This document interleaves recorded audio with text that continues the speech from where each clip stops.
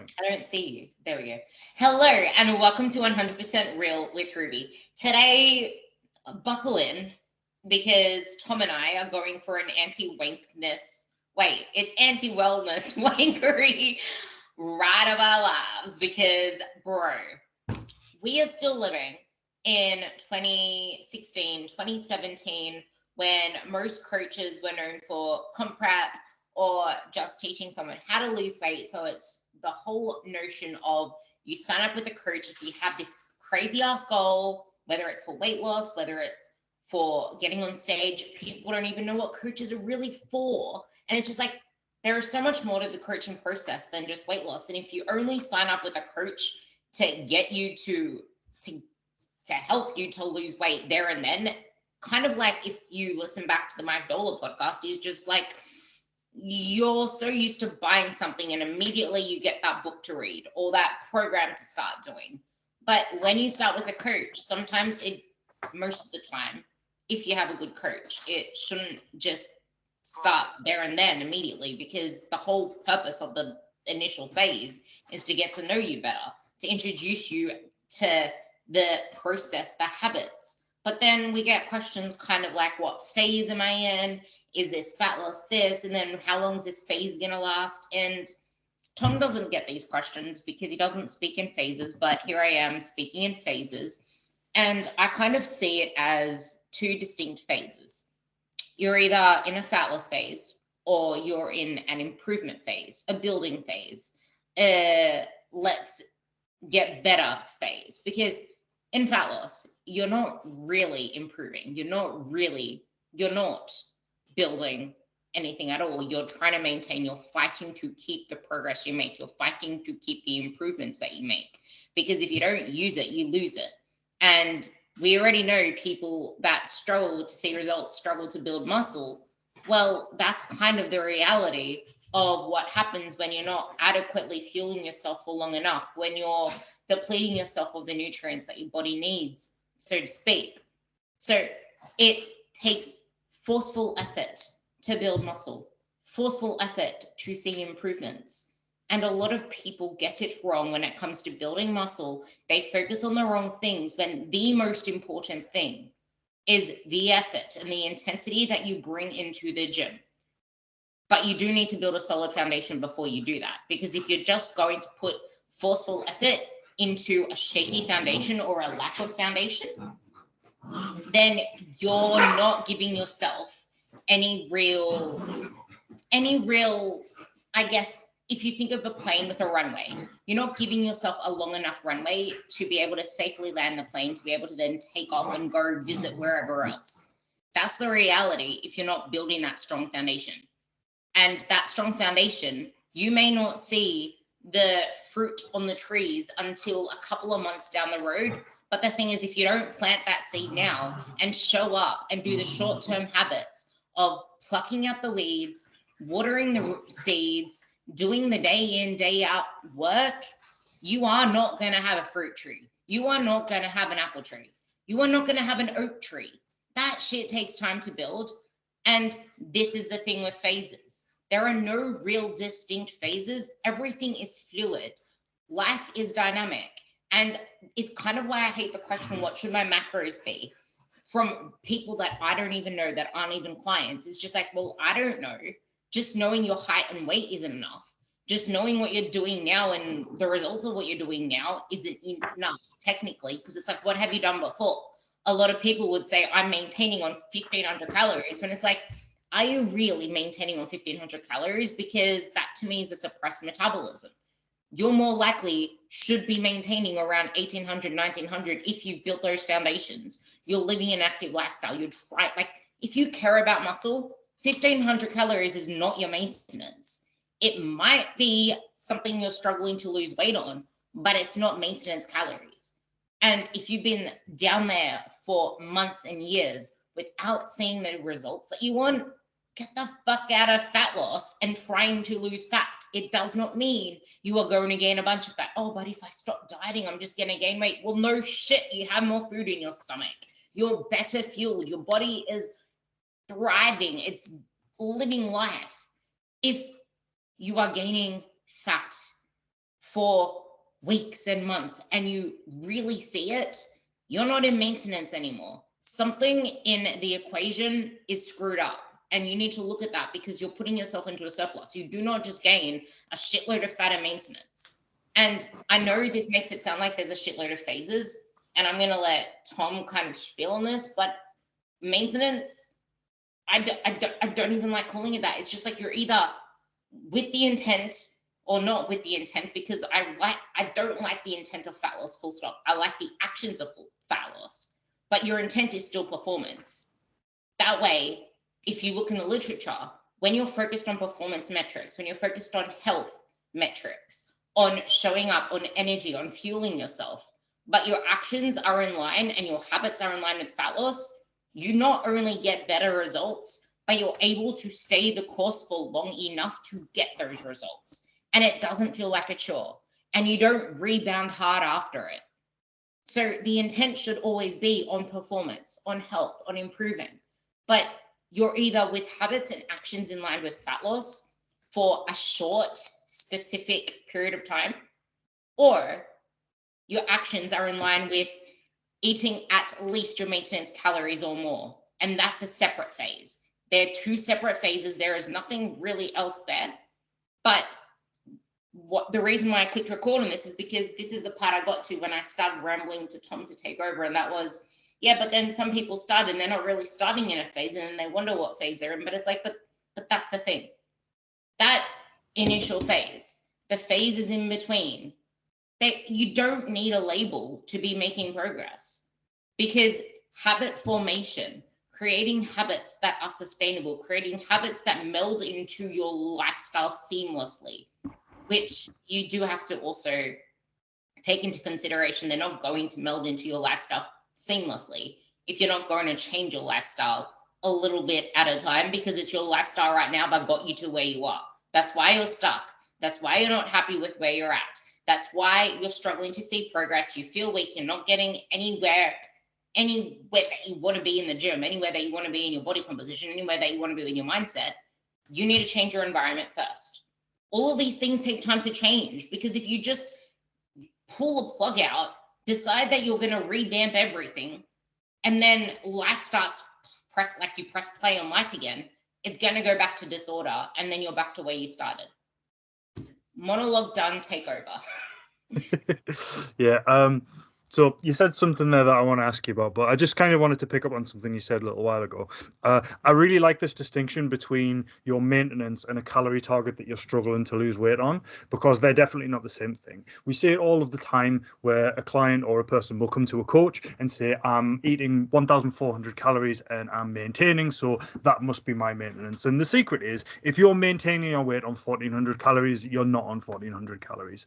What tends to happen is when people put their calories far too low, your activity levels reduce quite significantly, so you start feeling lethargic. You won't do little things during the day, like if something's upstairs, you won't bother going and getting it. All of these little lack of actions make up quite a significant chunk. But beyond that, you're just not sticking to the calories. If you're maintaining on 1,400, what's happening is you're either sticking to 1,400 calories for 2-3 days at a time, and then you're going significantly over that, or you're trying your best to stick to 1,400 calories and eating a little bit more in the evening. Or the thing that I see quite often, a person will be struggling to lose weight on 1,800 calories. So they drop their calories to 1,400 calories, but actually they try to undercut that even further. So they'll only track 1,200 calories throughout the day, thinking that they're undercutting and they're going to lose weight faster. And then you think to themselves in the evening, oh, well, I've got 200 calories left, so I'll just have a couple snacks and make that up. They don't track those extra things. They eat 500, 600, 700 calories and then wonder why they haven't lost weight on that amount. Your maintenance is the amount of food that you actually need to eat roughly in order to maintain your weight over a given period of time. And if you are shooting your calories really low and you're maintaining your weight, it's not because that calorie intake that you're setting MyFitnessPal is maintenance. It's because the amount that you're actually eating is maintenance. And you need to kind of learn to differentiate that. This is why, it was said for a long time on social media that, the idea that you should eat more to lose fat is just ridiculous. That's not how metabolism works. And that is kind of true from a mechanistic perspective. But a lot of the time, if people are shooting really low, if they shoot for a higher number, they'll actually eat less. And so I've had tons of clients who've been scared of the calorie intake that I've given them. They're like, oh, but that's way too much calories. I'm going to gain weight on that. And they actually lose weight. And it's because it's an amount of food that they can actually adhere to for a given period of time that nonetheless creates a deficit. So yeah, I really like that distinction. The thing I wanted to ask you about is you, in your kind of rant there, you mentioned a few times that people need to build a foundation before they can look to really hone in on fat loss or really hone in on performance and stuff like that. I just thought it would be useful for the listeners to know, like, what kind of stuff do you do when you get a new client in? Like, how do you help them build that foundation? Like, what would you recommend people start off with? Hey, I like this style of podcasting where we chuck questions at each other this way.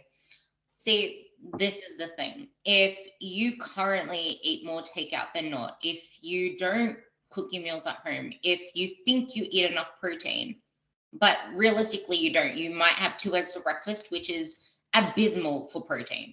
An egg is not high protein. 2 eggs is not high protein. 2 eggs plus avocado, if you think smoked salmon is then super healthy because omega-3, oh, but it's wild caught.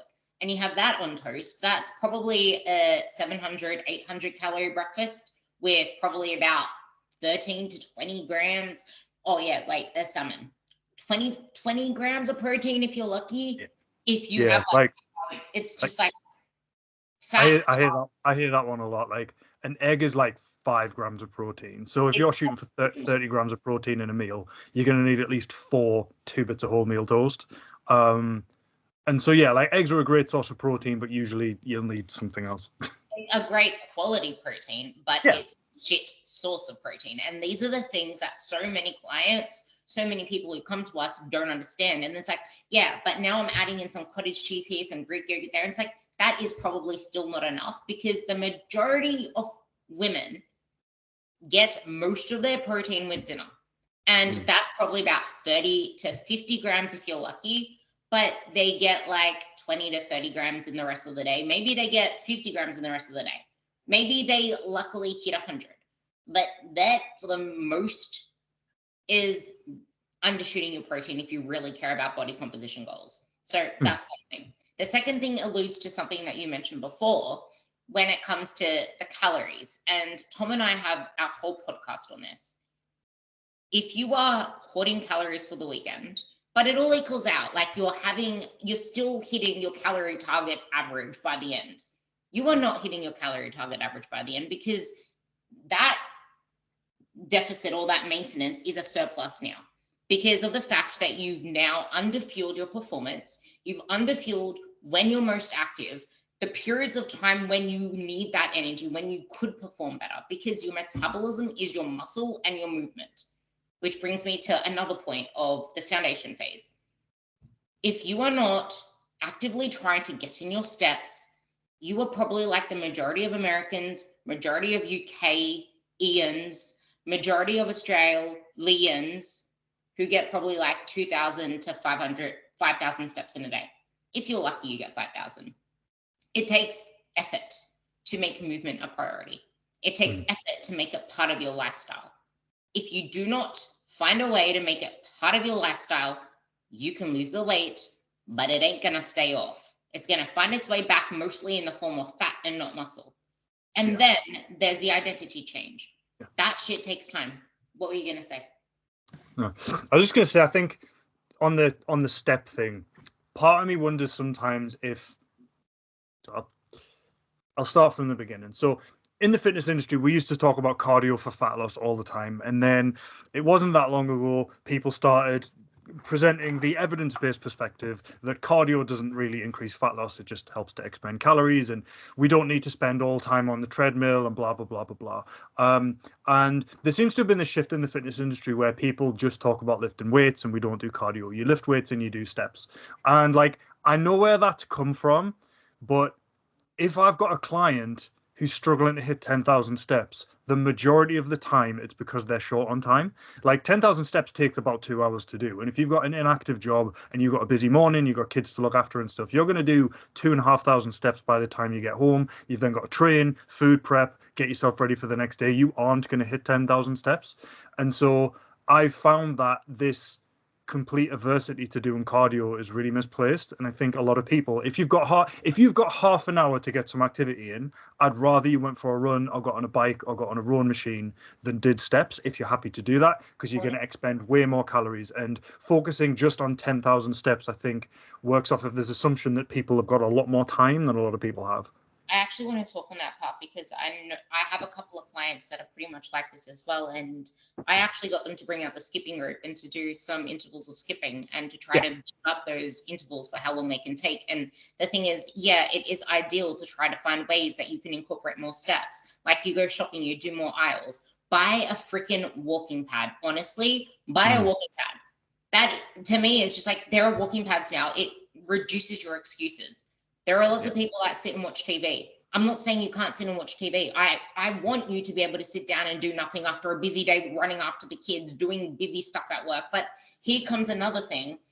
I notice this when I'm doing shit that I hate, which is sitting in the car running around like a busy woman, thinking that I've done so much shit for the day, I'm just going to relax. Look at my watch and I've done like 8,000 steps. Not even. It's just that I always prioritize my steps. So I would, like, to me, having a really busy day, prioritizing steps, thinking I got 20,000 steps because I've been so busy. No, I get 8,000.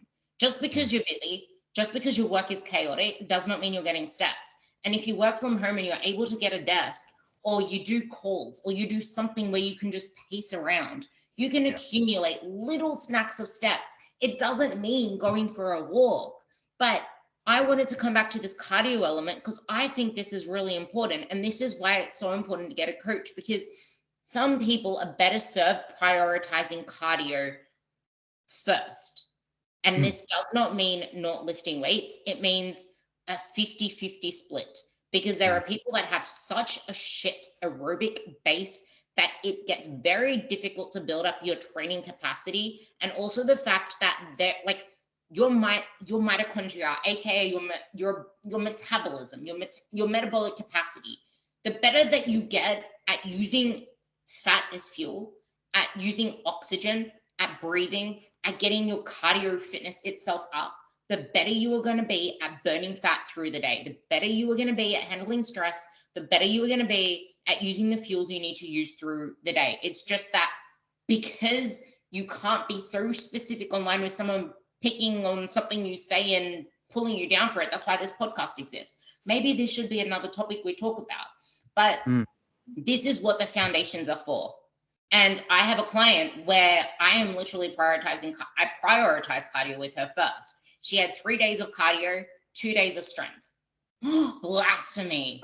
But that's what she needed. And she has a lot of fat to lose at the same time. And guess what? Her mobility has increased. Her pains have reduced. She is able to last a whole session in the gym.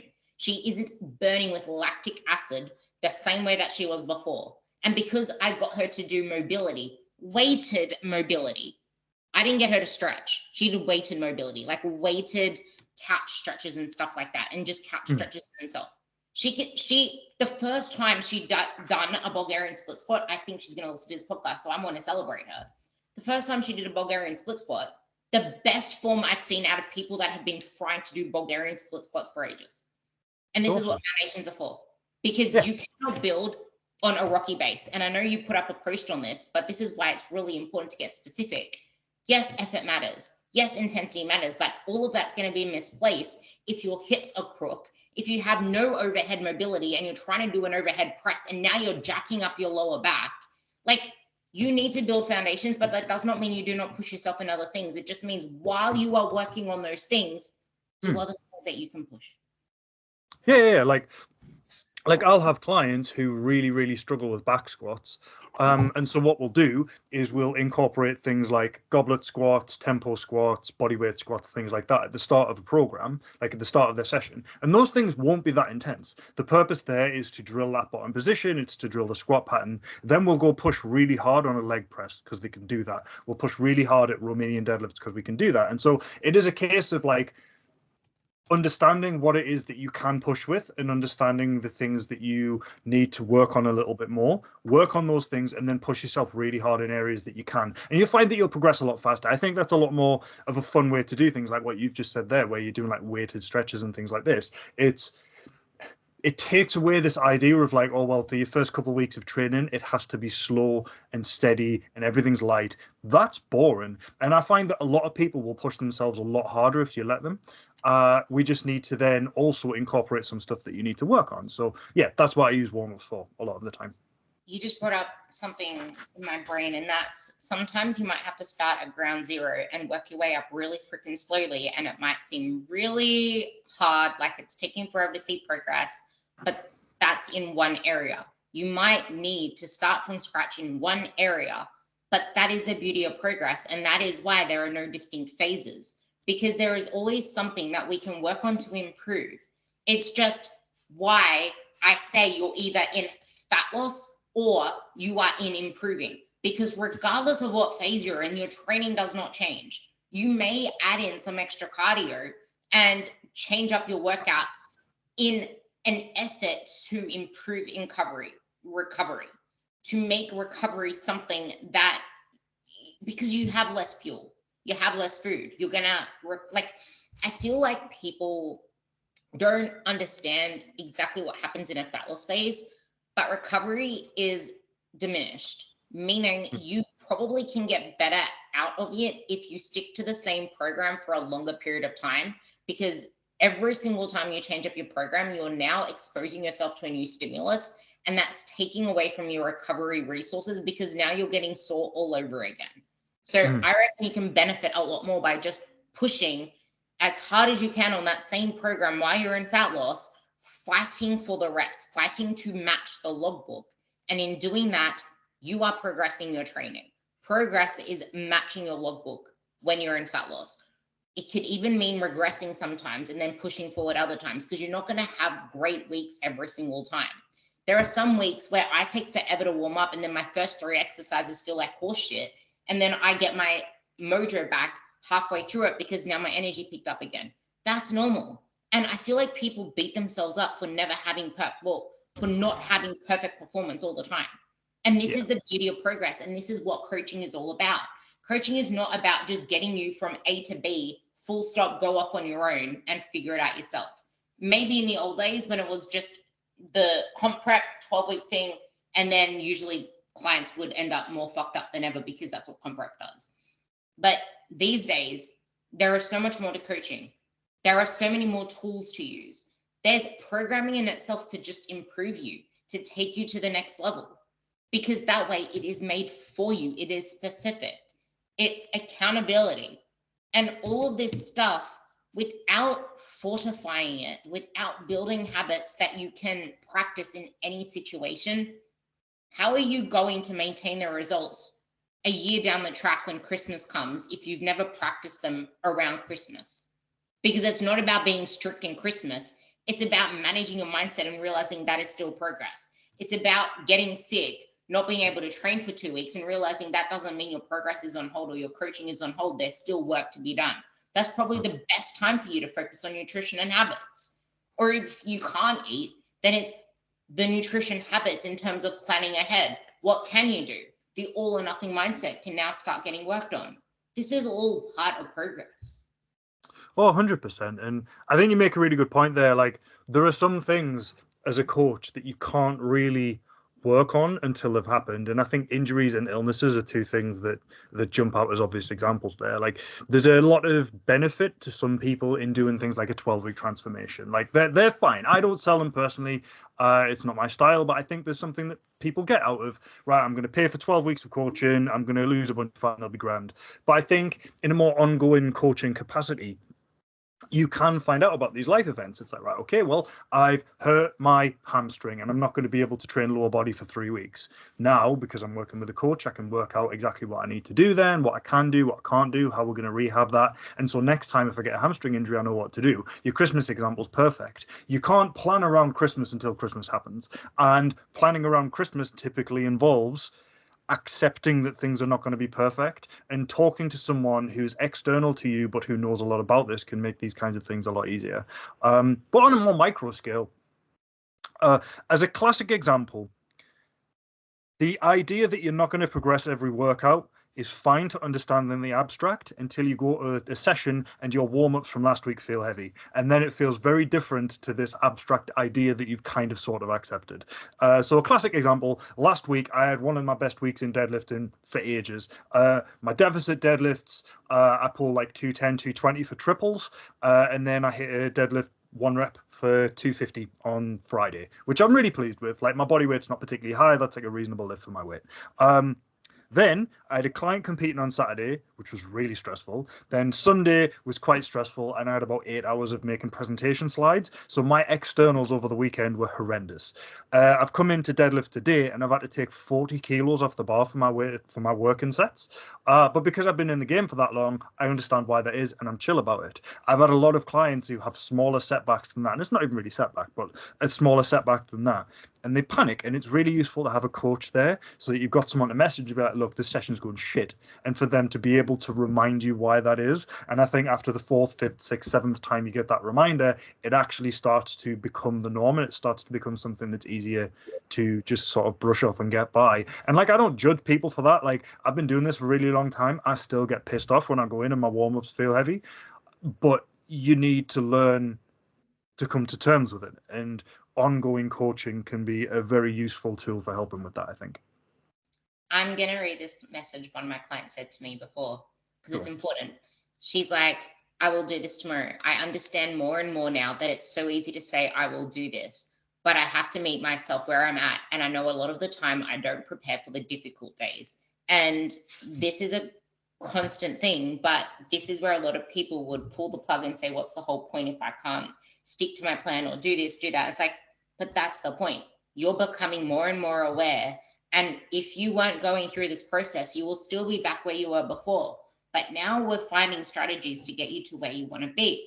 And it is so easy for people to say, I will do this, I will do that, but then life happens. How about you break things down? How are you going to make sure it happens? For her, she's buying a rotisserie chicken, as an example, every single week. So there is no excuse for her not to get in protein with every meal. We are literally just focusing on protein and plants with every meal. She'll want to do more. No, just protein and plants. We need to nail this habit. Make sure that it happens. And then what happens on the difficult days? What are you going to go to? Plan ahead for that. If you're not going to plan ahead for when your usual trip ups happen, you're going to keep falling back into the same old patterns. And it's these default patterns that we are working through with you as a coach. Like Tom, me, we both have clients that have been with us for I'm guessing over 5 years with you as well. 3 years, 5 years. I think my longest standing client's been with me about 11 years. There we go. So my longest client has been with me for 7 years. And this is the thing, like, our quote unquote best performing clients are the ones that have been with us for at least 3 years. Would you agree? Yeah, unless they're already some kind of freak. There we go. like you get them. But yeah, generally speaking, it's the people that have been with it for the long haul.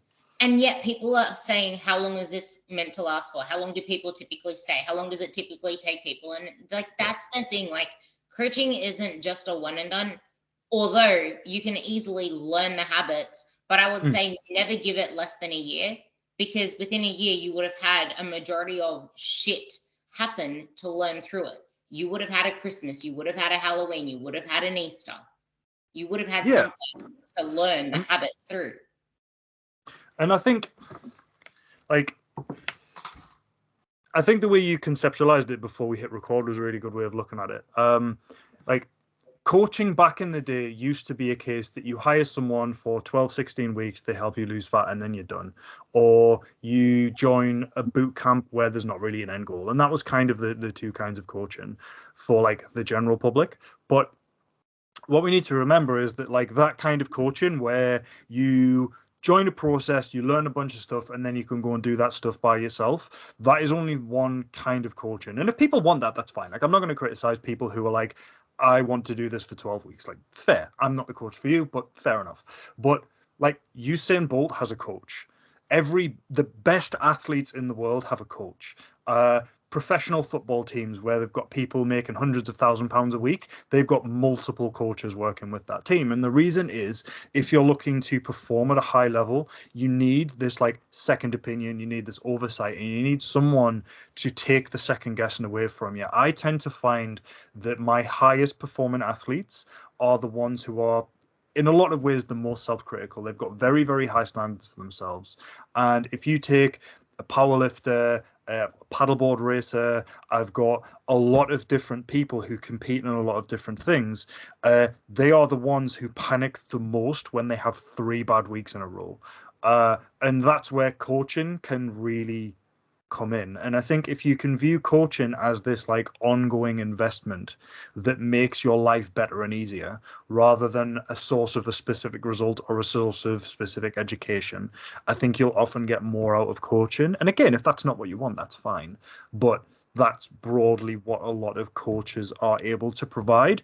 And so I don't have a coach right now. This is the first time I haven't been coached in easily 10 years, and I will be signing up with another coach in the next month, I would have thought, just because I hate doing my own programming. I second guess myself. I turn up to the gym with a plan, and if the first exercise doesn't go very well, I'm very tempted to change the plan. Whereas if I've got a coach, I've got that accountability. I don't do that, and I know that that's what I need as an athlete.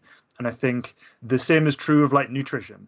If you've got that accountability, you don't slip into old lazy habits. It's not a case of just knowing what you need to do. I think a lot of the time it's a case of having an external person to watch you there. And if you've got high expectations for yourself, if you've got high standards for yourself, it is just one of the best things you can invest in to facilitate. And I recognize that sounds like a sales pitch. I am a coach, but it's true anyway. I've been ramping on about this I don't know whether you watch my stories, but I've been ramping on about this in my stories for the last few weeks, because I'm seeing more and more now that there is nothing more powerful than having a coach guide you there. Because people say, I don't have time for this, or when there's time, or I'm too busy for this, things are too chaotic, I can't get my shit together, wait till I get my shit together. But it's just like, coaches are here to save you that time, because you're trying to figure out what program to do, trying to look up all this information online, looking here, looking there, wondering, like, you're wasting so much stress and energy and focus that's better served to you doing what you do best, where you could actually be making more money, because now you're going further in your career. You make better relationships because now you're able to put more time into that. You have more confidence there. You're showing up better because you have a plan to show up for yourself. You're not second guessing things, and you're not wasting money on every second supplement that pops itself up. And women, menopause. What you do now matters more than anything. And a lot of people come to me when they're 50, 55. I have a lot of clients over 45, a lot over 50, and they wish they started earlier. Some of them, we were in cahoots back and forth for weeks, a couple for months, before they finally bit the bullet and signed up and wish they did it earlier. And it happens all the freaking time. And I'm like, I wish I could just bubble this conversation up and shove it out to the internet so everyone can see it. Because if this is not the majority of people, wishing they could have started earlier. But this is the beauty of coaching. We take the guesswork out. And I understand a lot of people don't have the finance for it, especially in today's world, but there are people out there that have their coaching packages at an affordable rate. Or if you buy, like, if you have the courage to have a true, honest discussion with them about what you need, see if they can accommodate you on a lower plan where you're not checking in every week. Like, granted, if you want your best results, that's probably the best way to go. If they have a plan where you can do monthly calls with them, you'll get your results further, and you can always downgrade when you're ready. Like I always say, start off with as many touch points as you can, and then see if you can downgrade to weekly touch points from there. If you can do weekly plus calls, brilliant. Otherwise, go back down to weekly. But most coaches only have the one offer. But there are some that are willing to put you onto more of a monthly offer if that's there. It really depends, but you do need to have an honest conversation and not just make it like coach shopping. Like, I'd rather save my money. I have the money, but I'd rather save it. It's like, no, you'll probably get your best results by taking the proper option. Like for me, I have my weekly option. I don't really have a monthly option, but I do have a premium option, where people can do calls with me, because I find that weekly option is most valuable to my clients. Like, if you want to do the monthly and you already know your shit, then I guess that could be figured out. But for the majority, it's something that I don't like to entertain, but I try to keep shit affordable because, and Tom does as well. Tom tries to keep shit affordable because we see the value in coaching. He hasn't inflated his prices either. And I haven't inflated mine in the last 3 years for the same reason. Yeah, like for me, online coaching shouldn't be a super premium thing. I think face-to-face coaching should. I think face-to-face coaching should be expensive. You're taking a lot of time and expertise for a person that spent a lot of money on the development. I think online coaching should be the affordable option. For a variety of reasons to do with like my upbringing and such. But yeah, I don't think it should be a huge financial stress. And I also think it should be something that you should be able to invest in for 3-5 years. Yeah. Without that being like a really scary prospect. Like I know you work in Australian dollars, and I'm horrendous at knowing what the exchange rate is, but there are some coaches in the UK charging like £275 a month. And it's I don't understand how you justify that. Like, I couldn't pay that for multiple years. Like, that's just silly in my experience. That'll be in the region of, I think it's about $500 a month, something like that. And in the UK, yeah, and in the UK economy, that's just, it's batshit. It doesn't work. But also there are coaches charging £50 a month, and I think that's silly as well. But there you go. But yeah, no, I think we've covered everything that I wanted to there. I think we've made our point quite well. There is one thing that I really think is important before we tie out, and that's your identity matters. And you mentioned it before in terms of getting a coach is just like me as an athlete, and you called yourself an athlete. And it's like, we're not competitive, but we see ourselves as athletes. And it doesn't matter where you are in your journey, whether you feel like you're there in quotation marks or not. If you can see yourself as an athlete, you'll start to form your habits around that. You'll start to think in terms of, what would my fittest version of myself do? What would they do? How? And there's this habit thing that I feel is really powerful in the moments that you don't feel like showing up for yourself, in that, what would tomorrow Ruby need from the now Ruby right now in order to feel like she has some control over the day, to make it a better day? If it means I need to pre-prep my breakfast, I will do that. If it means I need to make sure that I go for my nighttime walk so that I'm not going to bed stressed out and waking up with horrendous sleep quality, then that needs to happen as well. It's just like, sometimes when you're tired, sometimes when you're feeling low on energy, getting movement and getting a walk is probably the best thing you can do, because it creates energy for most people. It makes you feel more calm. Sometimes, actually, every single time that I pushed myself for a walk, here, not back in Sydney. Back in Sydney, I still felt shit regardless. I'm sorry, but I just hated where I lived.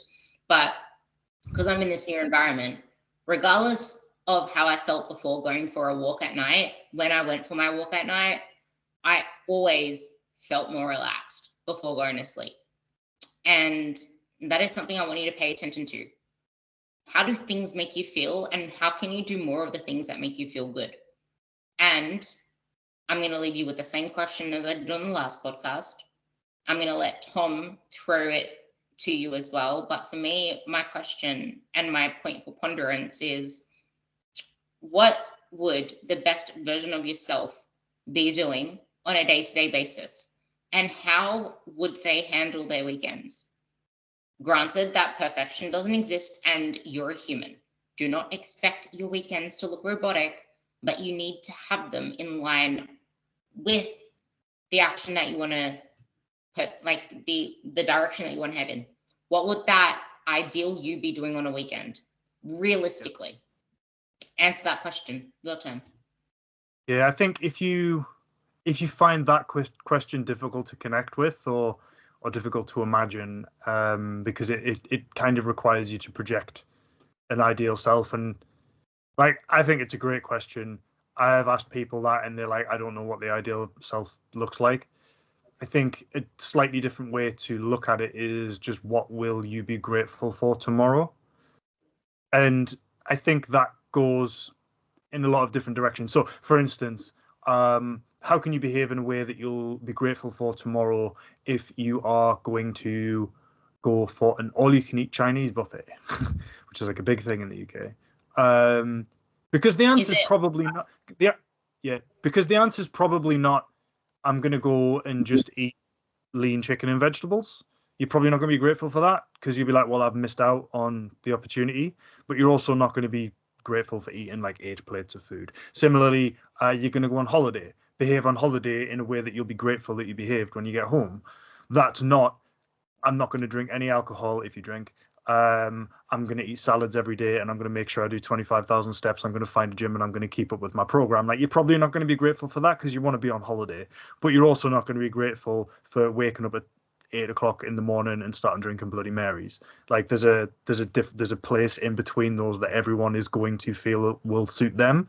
And I think if you can start living your life in a way that revolves around that kind of question, it allows you to live in a more dynamic and less all or nothing manner while still achieving the goals that you kind of want.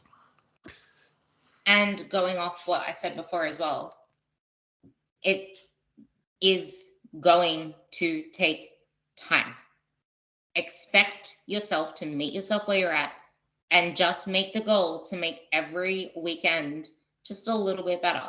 And if you're just going to say, oh, I fucked up, I'm just going to fresh start on Monday, that's seen as a heroic thing these days, just being able to start fresh and not sabotage yourself. But I still think it's stupid because you're not learning from it.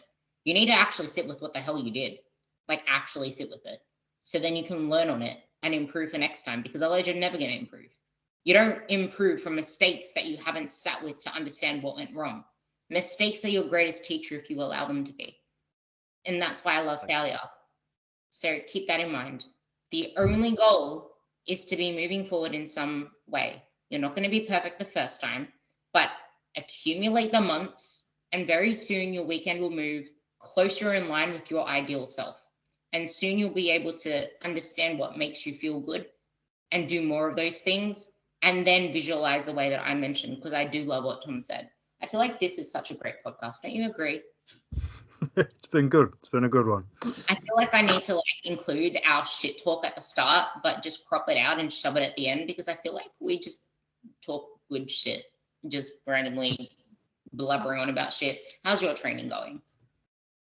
My training's going quite well. I'm on track to hit a deadlift PB next year, which sounds like a really stupid thing to say, but I was just going to say that's actually the point of this podcast. I had resigned myself to never hitting another deadlift PB, so I deadlifted. So I hit 275 maybe 7 years ago, and after that week, where I was fully overtrained, the following week I went in, I couldn't pick 180 off the floor, and I've never, like, over the next few months I lost maybe 10 kilos of weight. Like, it was bad. Burning the candle at two ends, training way too much, using caffeine to get through it. But I had a competition to be at, and I was determined not to give up, despite the fact I had a lot of externals that I should have been managing better. But yeah, so pulling 250 last week at about an RP9 felt pretty good. How's your training going?